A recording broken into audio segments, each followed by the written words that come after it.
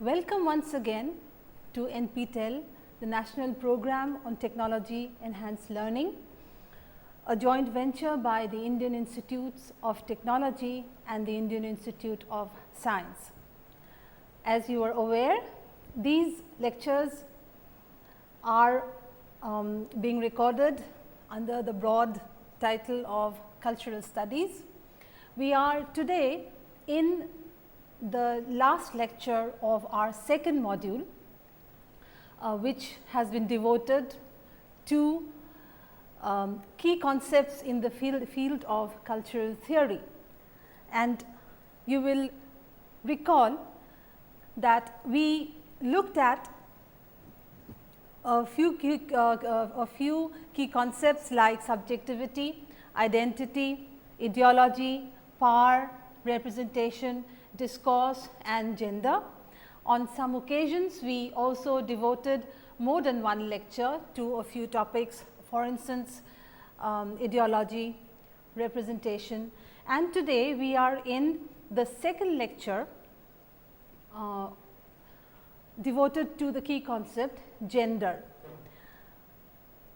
You will also recall that this module, which I said has been devoted to concepts. You will also recall that in the very beginning of this module, we said that concepts may be defined as ideas and which has a certain degree of abstractions. Concepts are tools, they are units of knowledge or of meaning. And as I said, a certain degree of abstraction or abstractness, if you will, is always desirable when we talk about concepts. Why? Because they would have to be applicable, okay, to different situations. Only when they are of a certain degree of abstractness can these be applied to understand or analyze certain cultural situations. So, what did we do in the last lecture? In the last lecture, I had said that in the first lecture on gender, I would be looking, or we would be talking about more or less a traditional way of how gender, sex, gender and sexuality have been studied in the humanities. And within that we saw that sex was seen as something biological, something to do with our reproductive functions and our reproductive activities. On the other hand, gender was seen to be something that tried to go beyond reductionist approaches. In this case, sex was seen as simply biological and hence reductionist. An effort to de-link the biological and the social and to argue for socio-political determinants. We also saw that patriarchy was seen as a political institution by critics writing in the 60s and 70s, like Kate Millett, for instance, in her well-known book Sexual Politics. Then we also saw that gender in cultural studies has to be related to other concepts like power, subjectivity, consumption, the formation of identities, certainly representation, popular culture, etc.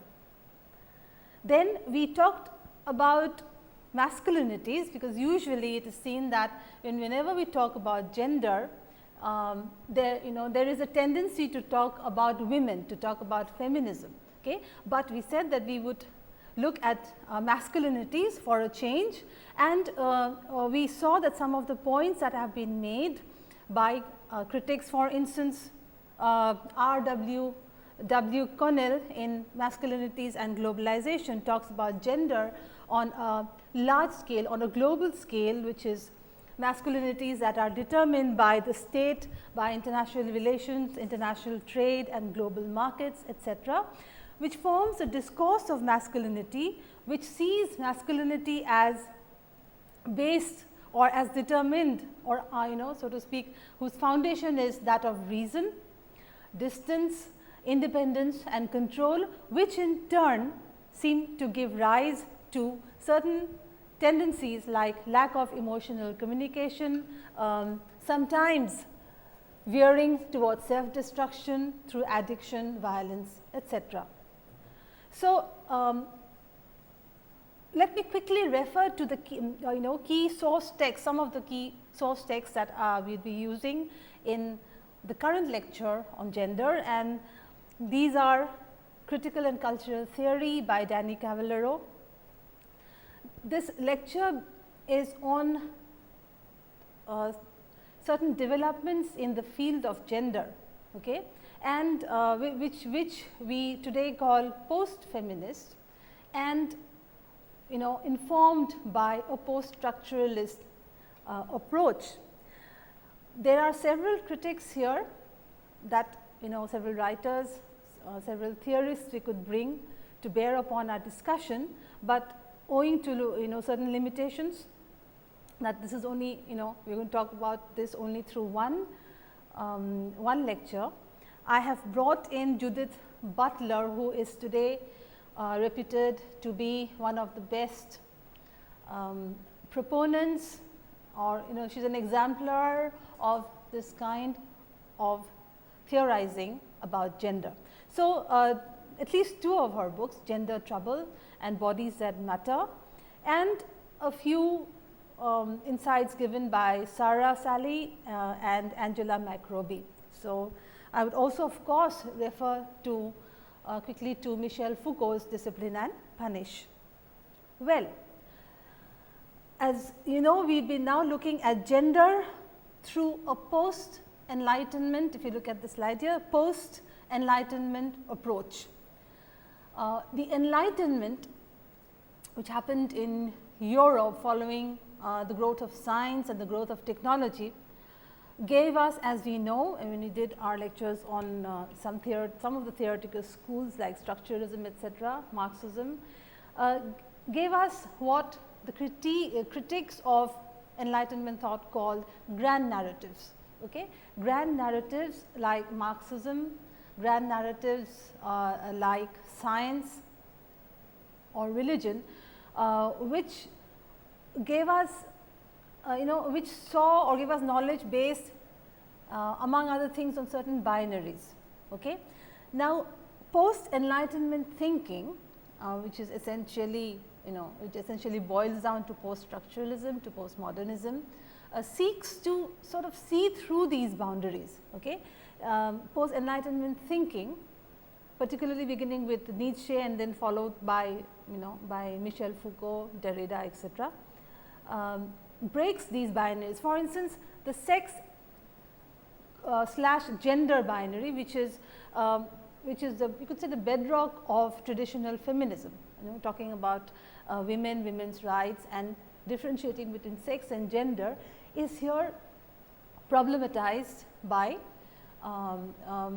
critics like Judith Butler.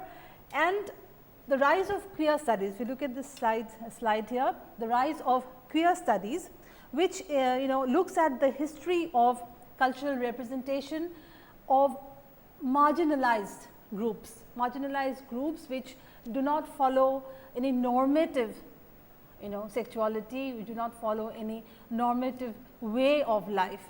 Okay? So, this problematization that I was talking about, and let me quickly read from this slide. There is a problematization, as I had said before, of the sex gender dichotomy, okay, where sex was seen as biological and gender was seen as social. Okay. Under this very dichotomy, and we shall see how it has been problematized or this binary rendered untenable, okay, in today's world. Second, the importance of representation in sexual identity. Then discussion on discourse and gender, where it is held quite radically that biological truths are not given truths. Biological truths, the description of sex, the description of the first part of the binary, which was many thought was reductionist, which reduce itself to the body, to biology, is seen in this new wave of gender studies as something that you can access only through discourse, something that is constructed through language. This of course leads many to sort of prematurely jump to jump to a conclusion or jump to a counter argument that how can sex be just a linguistic construct. They are not denying the reality of the biological body, but the description of sex vis-a-vis gender, the description is not something that you can access without discourse. That is the point being made here. It is not to deny the materiality or the presence of the body. Number 4, this problematization entails also the function of regulatory ways of speaking in the formation and determination of sex bodies. Now, this is related to point number 3, in the sense that the point number 3 says that biological truths are accessed through discourse.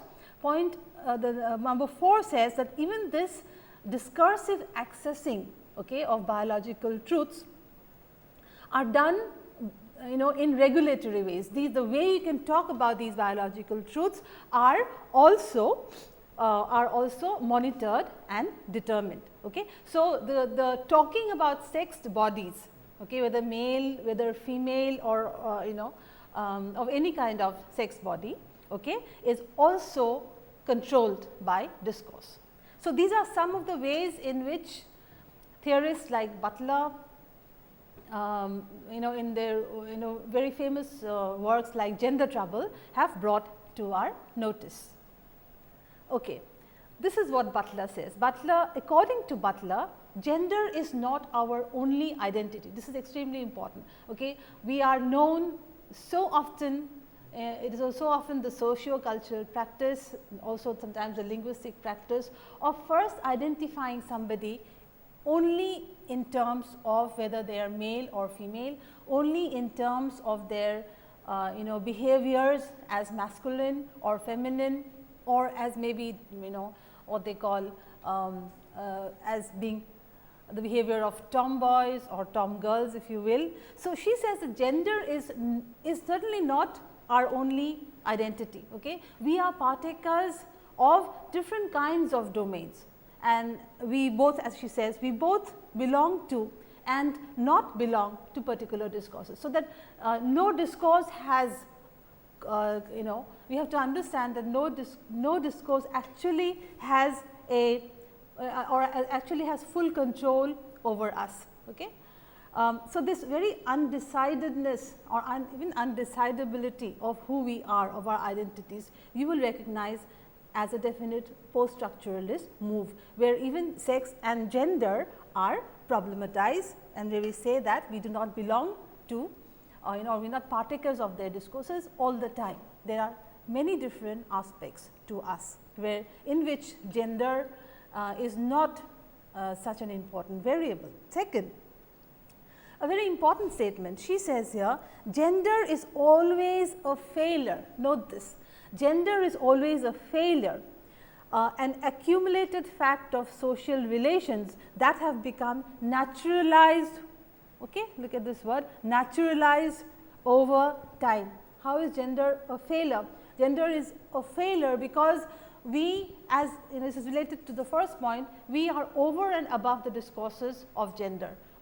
So, it is not that gender is played out by us all the time under all situations, and it is only a fact in that it is made by social relations, and it is a fact which is not a given, but has been, as she says, naturalized over time.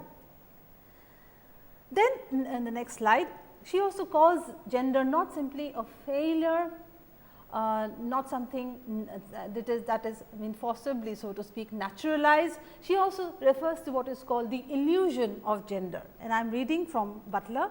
The effect of gender must be understood as the mundane ways in which bodily gestures, movements and styles of various kinds constitute the illusion of an abiding gender self. So, if according to Butler, if one thinks that one has a gender self which is forever, okay, which is an abiding one, which is a lasting one, she says that one is perhaps terribly mistaken. Okay. There is what she calls these habits of behavior, she calls the bodily gestures, the movements and styles of various kinds is only an illusion of gender that we have. And secondly, the important point here is this way of thinking is a critique of what we call traditional feminism. Next, she also says that the working out of one's sexual identity is actually fraught with anxiety. This is the word she uses, okay, on sexual anxiety. She says that sexuality is to be a certain, or to be a certain gender need not mean possessing a certain sexuality. It may even mean non-sexuality. Okay. We always try, we always look at behaviors as, many markers, whether it be of dress or ways of walking or ways of talking, gestures by, you made by your hands, etc. We are always looking, at them as markers of a certain kind of sexuality. But Butler says, there is no, there is, so to speak, there is no benchmark of sexuality. There are many in fact many sexualities. Okay. It is only femininity as is represented perhaps by by certain markers in, for instance, in popular culture, in films, in television, in glossy magazines, for instance, okay, which create the illusion of a sort of benchmark of femininity or also of masculinity. But she says, well, there is no, it is only an illusion that is created by representation, and she also adds this important point that it may even mean non-sexuality. Okay. So, the markers that we have may be something that is read by people since they are culturally trained, but it may also sometimes mean or suggest the possibility of non-sexuality.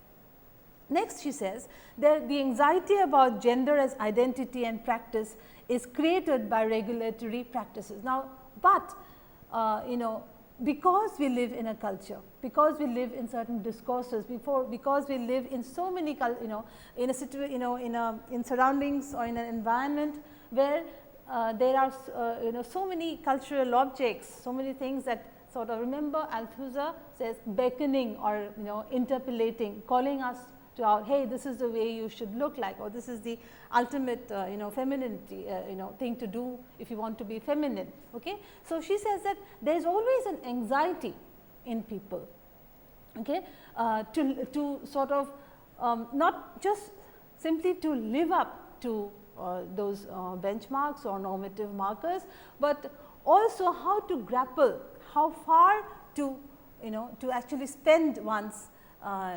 energies, how often to try and meet, so to speak, those standards. So, there is anxiety about gender as identity, since it is created by certain regulatory practices of how you ought to look or behave in a, if you are in a certain, if you want to be identified as belonging to a certain gender. Then she says there is a fear of loss of identity, of no longer, as she says, of no longer belonging to an accepted sexuality. Okay. So, both anxiety and there is also fear of, say, the loss of one's sexuality. If you are not going by those markers, you may be called say a manly woman or a womanly man. So, there is always, because of these regulatory practices, because of these standards, so to speak, which are actually illusions that have been set in society by regulatory practices. Gender is a difficult term. It is a difficult business, okay, in keeping up with those markers.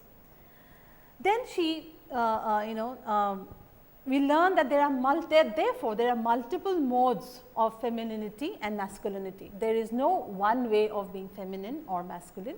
There are multiple modes which are potentially enactable. Okay, we may not enact them, for fear of, as she says, or for anxiety or for fear of losing one's gender identity. Nevertheless, it does not do away with the important fact that there are potentially many ways in which gender may be enacted, okay? Each of which is, so to speak, a legitimate one in its own right.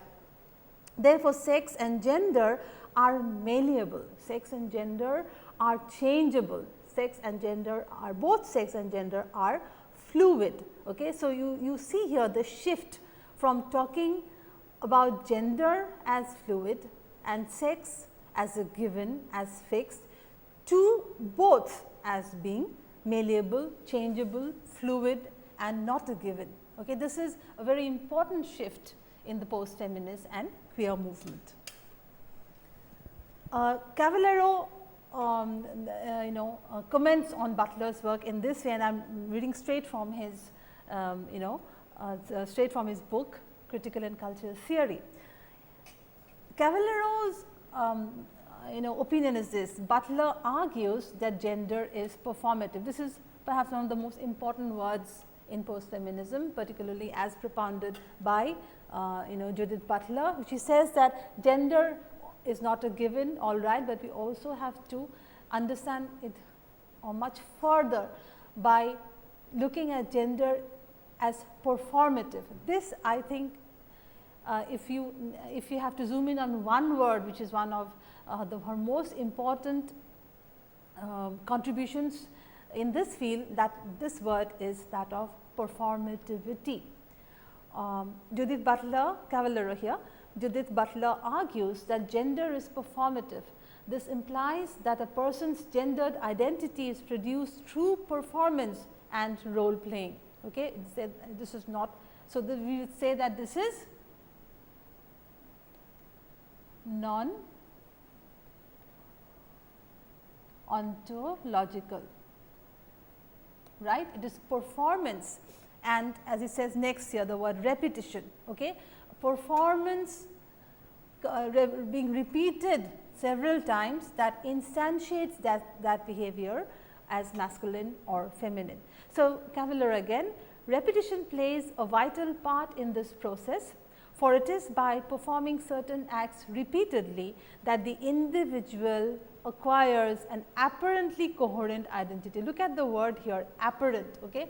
The individual by repeating accepted or acceptable or desired gendered practices with their relevant markers, okay, begins to believe that he or she has a stable, a coherent gendered identity. On the other hand, the reality is that it is only because of these repetition or reiteration of certain performances or as gendered performances that we have this illusion of a coherent, stable gendered self and gendered behavior. So, repetition again, repetition plays a vital part in this process, for it is by performing certain acts apparently repeatedly that the individual acquires an apparently coherent identity. Repetition, moreover, is dictated by what a particular culture, this is what we have already talked about, repetition of what, if you ask repetition of what, and just a while ago I had said that what is desired, right, what is expected. So, repetition is dictated by what a particular culture expects of its members, by dominant ideologies and by ways of organizing sexual behavior. Okay? So, gender performativity hinges, and this is another important word, on reiterative practice of regular sexual regimes. So, it looks like we all sort of have this interpellation by ideology, by dominant ways of organizing sexual behavior, that this is how a particular gendered behavior should finally arrive at. Therefore, to summarize this quickly, according to Butler, gender is performative, that is, it is non-ontological. Okay? It is a matter of performance and role playing, okay, which is instantiated by repetition and reiteration by what? By the ideologies of sexual regimes. Now, I am quoting straight from Butler. I think this is from her book Gender Trouble. The category of sex is from the start normative. Normative in the sense of laying down certain rules or norms of behavior. Normative also, in the sense of normal. What is normal is always prescribed, something that is not something that does not fall from the heavens. Okay? These are codes that are normalized by repeated use and by the dominant ideologies. Now, she brings in Foucault here. The category of sex is from the start normative. It is what Foucault has called a regulatory ideal. This is an ideal that is to be reached, okay, through certain regulations. Okay. This is the ideal way of say behavior or having markers, etc., of behavior.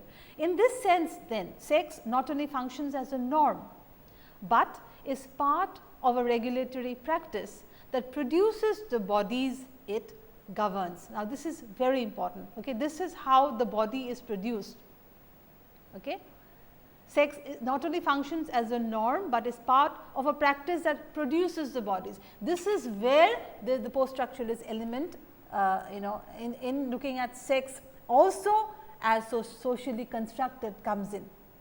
It seems to, when you first look at it, seems to, because you are so attuned to the traditional way of looking at the binary of sex versus gender, okay, that it at first is difficult to accept it. But you begin to understand that these are the ideologies, the regulatory practices that the bodies are produced by it. Again, let me reiterate, it is not that we do not have the kind of bodies that we have, the kind of gendered bodies that we have, but the bodies also are produced by dominant discourses. Okay, this is when you write about bodies, when you talk about bodies, it is through language and it is through discourse. This is a very valuable contribution of post-feminism. That is those regulatory force, whose regulatory force is made clear as a kind of productive power. The power to do what? The power to produce, demarcate, circulate, differentiate the bodies it controls. More about this will be, we will have to unpack this a bit as we go on.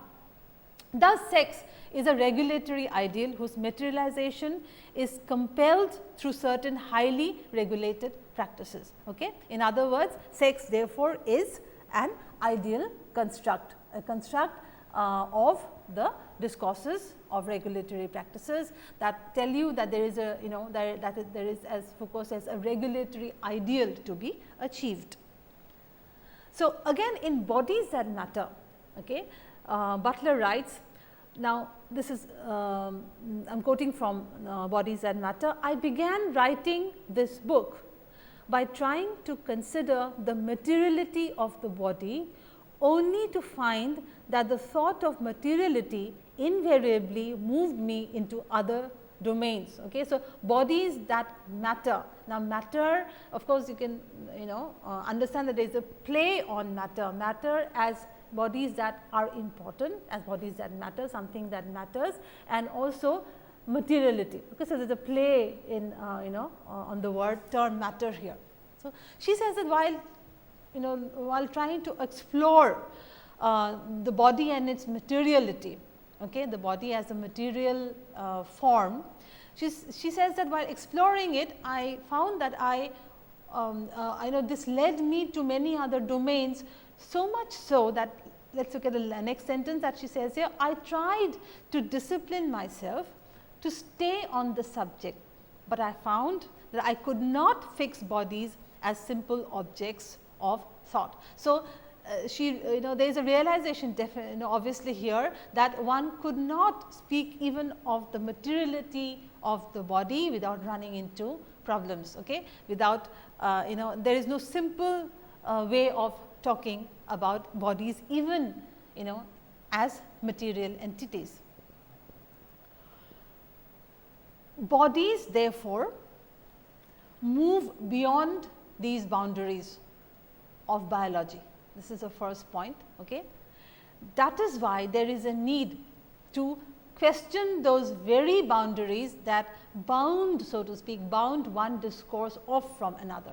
okay, that bracket off one discourse from another. Okay. Now, again look at the look at the topic of the body of the sexed body, then we find that we have to move the question the very boundaries of what it means to be not masculine feminine gender, but also what it means to be male and female from a biological point of view. And therefore, as she says, there has to be a resistance to the fixing of the subject, okay, the fixing of the gendered and the sexed subject. Now, therefore, by now you I am sure have realized that there is a definite shift from Simone de Beauvoir to Judith Butler, but Butler in her book Gender Trouble acknowledges the indebtedness to Simone de Beauvoir's The Second Sex. If you remember the famous quotation, one is not born but becomes a woman, which by Simone de Beauvoir, and this she furthers she gives a twist to the term becoming. So, she says that yes, one is not born a woman, but becomes one, which is Beauvoir's terms, but she sees becoming as not an end. Okay.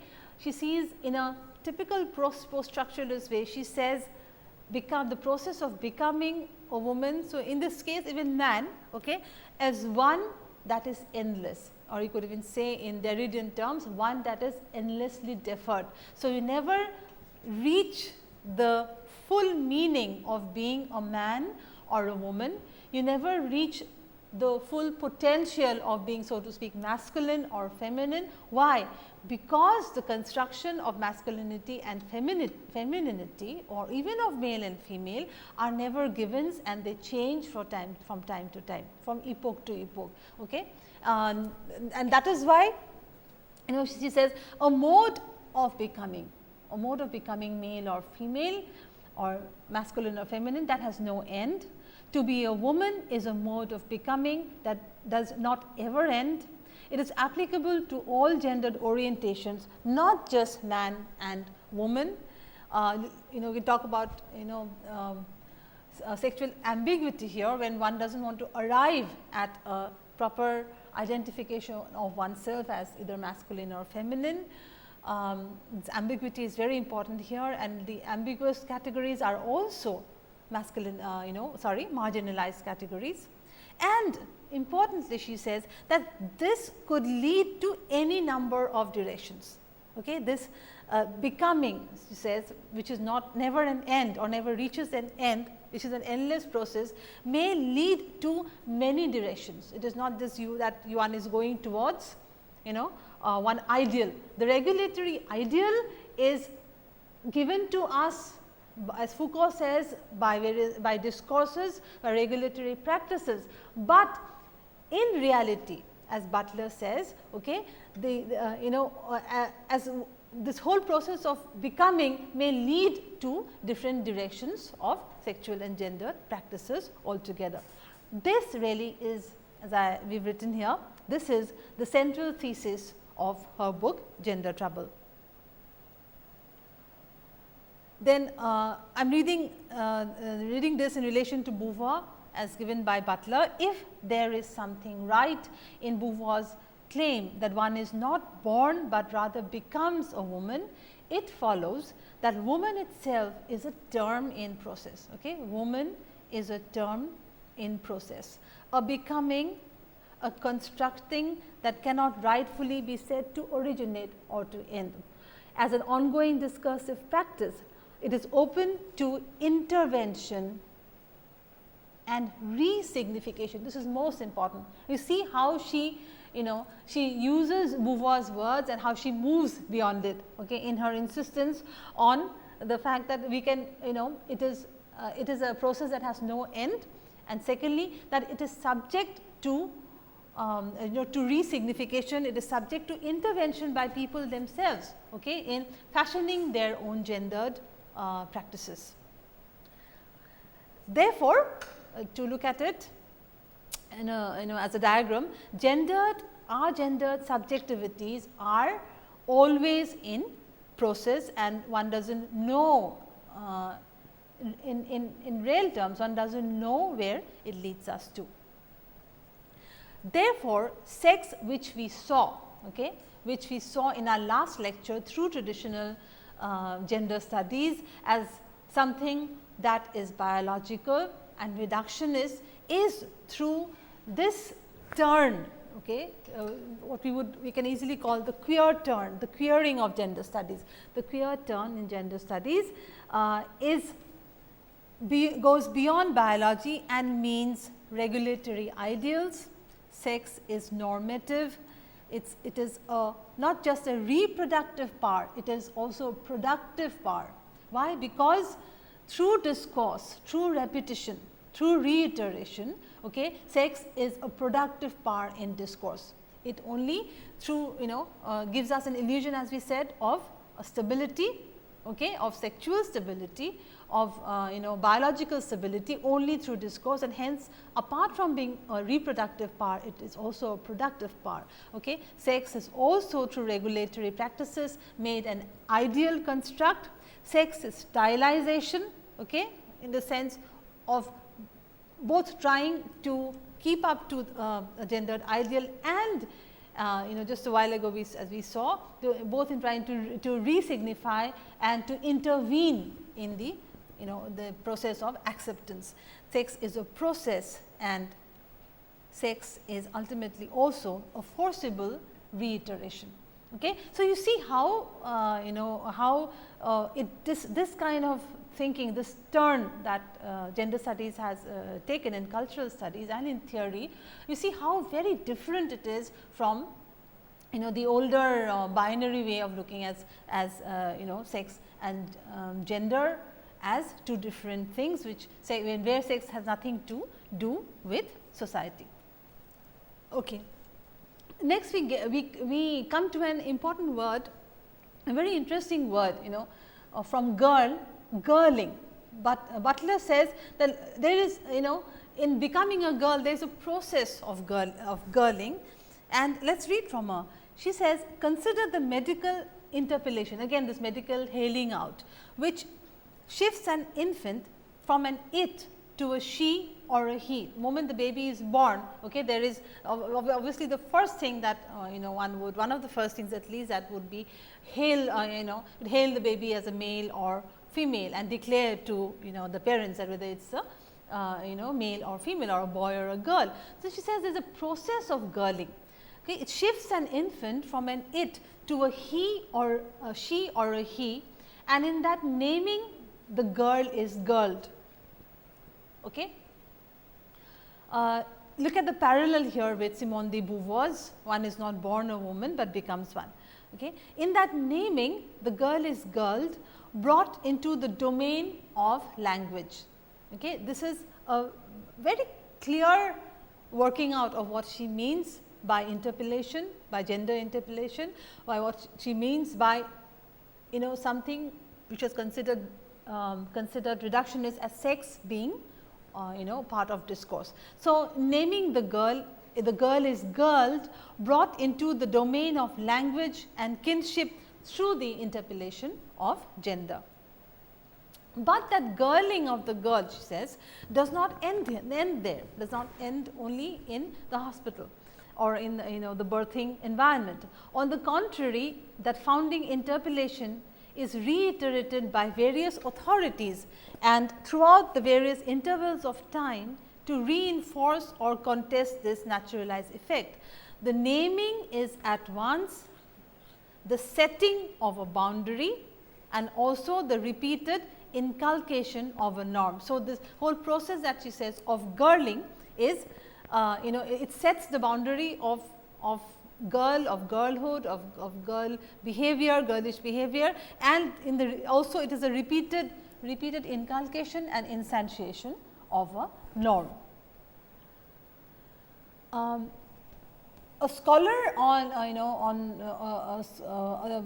Butler scholar, so to speak, Sarah Sally, hails this book Gender Trouble. Gender Trouble should have been in italics. Gender Trouble makes trouble, she says. Okay. How does this book make trouble? She says, Gender Trouble makes trouble by calling the category of the subject into question, by arguing that it is a performative, construct. Okay. So, the whole category of subject, we have talked about subjectivity of of being a subject, okay, the process of becoming in the lecture on subjectivity, but she says how makes trouble in the sense of how the some accepted terms, terminology in fact is shaken by these reformulations by Judith Butler, by calling the category of the subject into question, okay, and by working it out and showing that the subject is nothing but a performative construct. All that you thought was your inner life, okay, your inner choices, for instance, all these are actually the result of performance. Then gender trouble makes trouble in another way by asserting that there are ways of doing one's identity. Now, not just in the sense, not only in subject or subjectivity, in the category of identity now is also made kind of rendered into a trouble or rendered problematic. How? That identity, remember the distinction we made a very, of course, a very elementary distinction between subjectivity as inner and of identity as how society looks at you, where subjectivity is seen as one's inner life and identity is seen as how society looks at you. That was an elementary distinction. I am not saying that this without its problems. However, one easy way of looking at it is as identity as a social label. Gender trouble makes trouble, as she says, Sarah Selle says, by asserting that identity is doing. Identity is also a performance according to the regulatory practices. It is something we do, okay? Something we do, something we practice in a bid to approximate the regulatory ideals that are given to us by society. And then she says, please look at the slide, gender trouble will cause even further trouble for those who have a vested interest in preserving existing oppositions such as male, female, masculine, feminine, gay, straight or homosexual and heterosexual. She says that in future, and which is happening now, okay, more problematization would be done and people will have to rethink, okay, those, as she says, those who have a vested interest, those who have a political interest, okay, in maintaining the divide, in maintaining the distinction, very sharp distinctions between male, female or homosexual, heterosexual, etc., they are not going to be accepted so easily once this queering of gender is done, both in theory and in practice. So, we have a few very important questions therefore, that are raised by Judith Butler, and I would read these out. These are, I would say, enormously important. Okay. The first question that Butler asks is there a gender, is there a particular gender which persons are said to have, or is it an essential attribute that a person is said to be? Okay, that is gender something to be possessed, or is gender to be, is something to be or to exist in, as implied in the question, what gender are you? Why she is saying this here is because all this while she is already sort of argued very well that gender is a performance, gender is fluid, sex also is fluid, okay, because it is a matter of discourse, it is also a construction. So, she says, is there any point in asking what gender are you? Since remember she had said that gender is malleable, gender is changeable, okay, and the word, that phrase, potentially enactable. So, is there any point in asking a question like this, what gender are you, when there are potentially so many ways in which gender may be acted out, okay, where we dismiss the idea of an ideal to be achieved, okay. And remember what she says, it can take you to different directions or in different directions. Okay. Question number 2, when feminist theorists, these are extremely sharp penetrating questions that Butler is giving us in her bid to create trouble, gender trouble. When feminist theorists claim that gender is the cultural interpretation of sex, or that gender is culturally constructed vis-a-vis sex, what is the manner or mechanism of this construction? How do you say that this has been done? Okay. So, she is asking, there is a need to work this out, there is a need to talk about how this very mechanism of thinking of gender as only as culturally constructed has been worked out. Question number 3, if gender is constructed, could it be constructed differently, or does its constructedness imply some form of social determinism, foreclosing the possibility of agency and transformation? Okay. So, is there a way in which all these hitherto ways of constructing gender and showing gender as a cultural construct, is it possible for us to construct them differently and therefore create gender trouble? Number 4, does construction suggest that certain laws generate sexual differences along universal axes of sexual difference? Can we claim that there is a universal axis, or there are several axes along which gender difference can be categorically marked out and constructed? And the last 2, how and where does the construction of gender take place? And what sense can we make of a construction that cannot assume a human constructor prior to that construction? Okay. How can we make any sense of such a construction when we do not have a human constructor prior to that construction, meaning the construction itself, the process itself is the product in this case. So, we will now come to quickly look at what are the keywords that we use. The keywords that we use in this lecture were post-feminism, queer, performativity, performance, reiteration, illusion, instability, regulation, etc. So, we will just look at 1 or 2 questions. For instance, what is entailed in the move from traditional feminism to post-feminism?